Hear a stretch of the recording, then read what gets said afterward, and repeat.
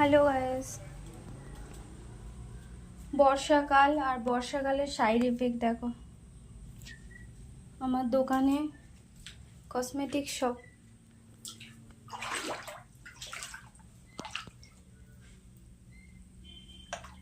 এতটা অবধি জল ঢুকে গেছে। এবার কি করে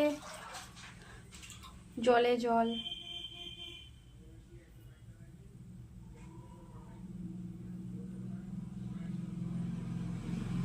আর কিছুদিন পরে এতটা জল ঢুকবে যদি ব্যবস্থা না করি। কি করে দোকান চালাবো? সামনে পুজো, তো এইভাবে কি করে দোকান চালাবো, এই টেনশন। মানে কি করবো এবার,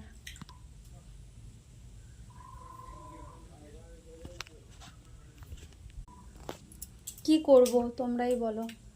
আমার তো টেনশনে মাথা ফেটে যাচ্ছে।